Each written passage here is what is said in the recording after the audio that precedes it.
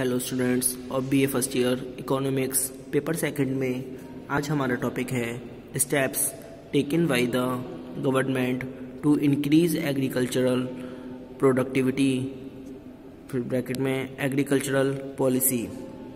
कृषि उत्पादकता में वृद्धि हेतु सरकार द्वारा उठाए गए कदम या कृषि नीति। इसमें सुनिए, सन 1951 के पश्चात कृषि विकास के लिए अपनाए गए उपायों को निम्नलिखित दो भागों में बांटा जा सकता है। नंबर फर्स्ट है टेक्नोलॉजिकल मेथड्स यानी कि तकनीकी उपाय।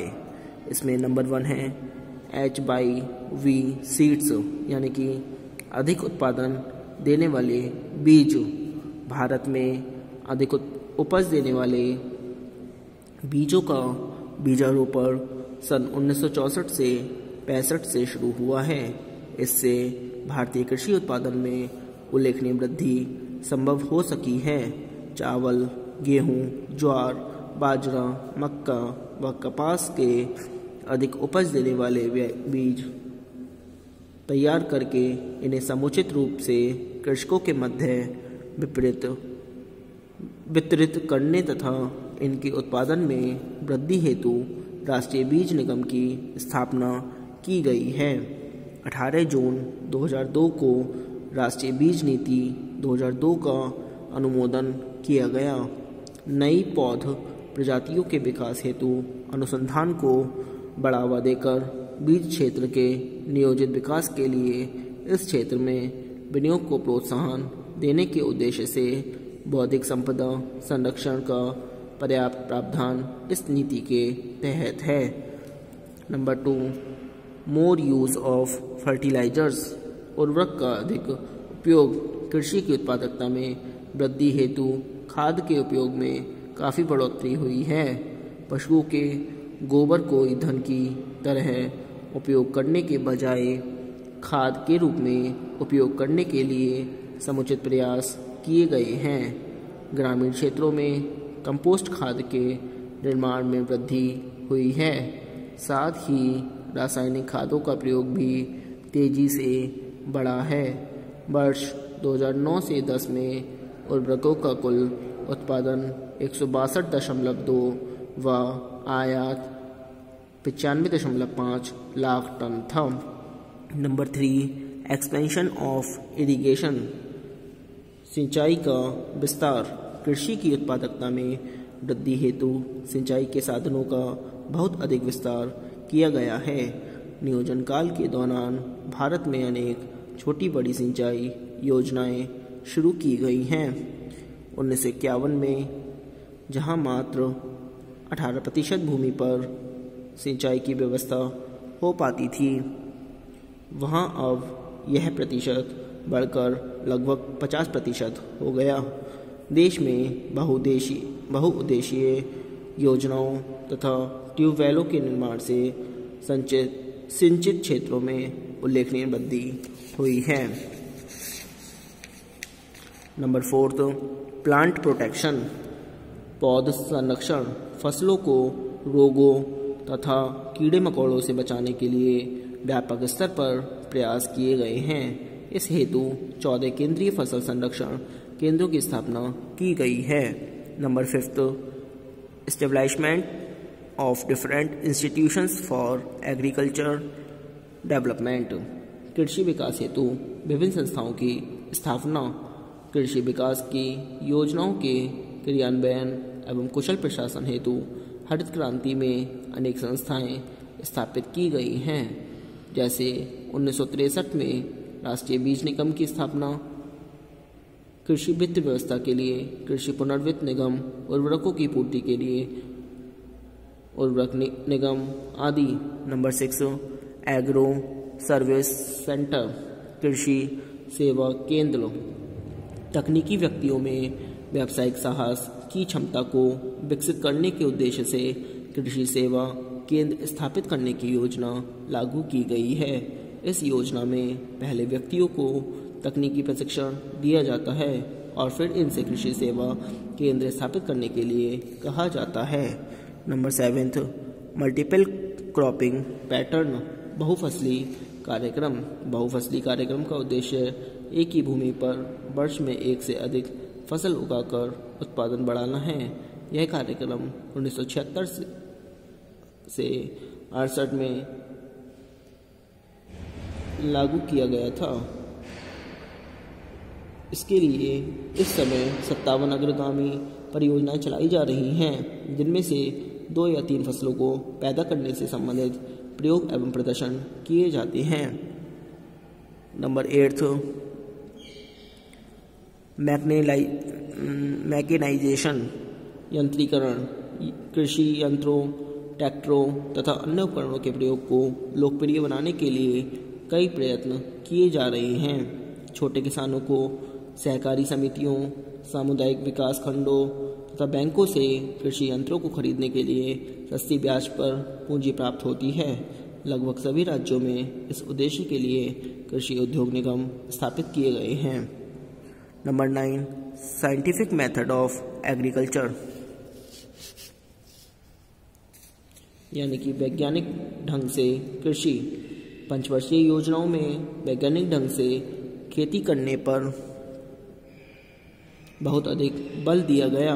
इसके अंतर्गत फसलों, उनकी किस्मों का चुनाव, भूमि की तैयारी, फसल हेरफेर, बीज का चुनाव, खाद का उचित प्रयोग, सूखी खेती आदि से संबंधित बढ़िया कृषि विधियों को अपनाने के प्रयत्न किए गए हैं।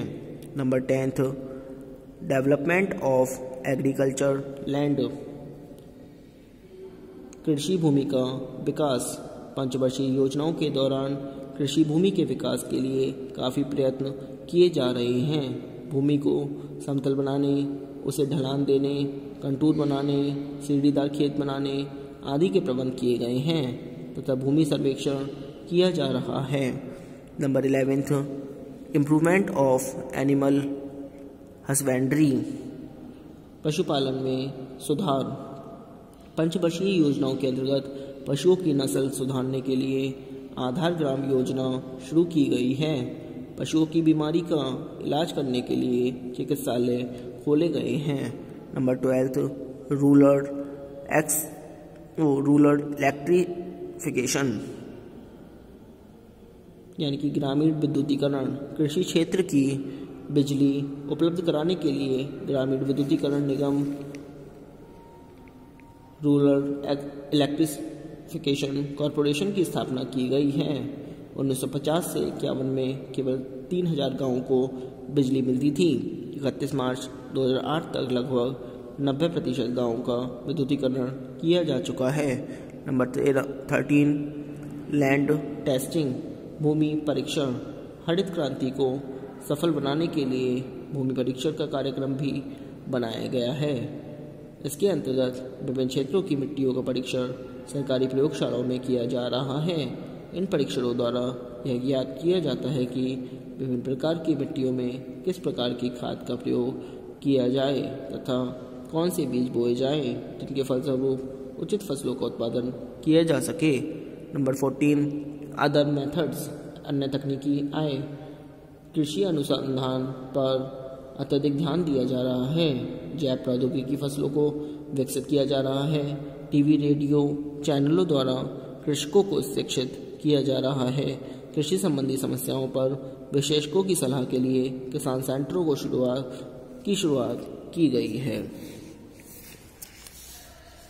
नंबर 2 है इंस्टीट्यूशनल मेथड, यानी कि संस्थागत उपाय। संस्थागत उपाय में नंबर 1 है फसलों के अधीन क्षेत्र, मतलब पहला है increase in the area of under cultivation, यानी कि फसलों के अधीन क्षेत्र में वृद्धि। किसी भी देश के फसलों के अधीन क्षेत्रों में वृद्धि मुख्यतः 2 कारणों से होती है। शुद्ध बोए गए क्षेत्र में वृद्धि से तथा बहुफसली कृषि से, जिसमें कि एक ही क्षेत्र में एक ही वर्ष के दौरान एक से अधिक फसलें उगाई जाती हैं। भारत में पंचवर्षीय योजनाओं के अंतर्गत दोनों उपायों द्वारा फसलों के अधीन कृषि विकास को पूरा किया गया है। योजना काल में फसलों के अधीन क्षेत्र में 38% की वृद्धि हुई है।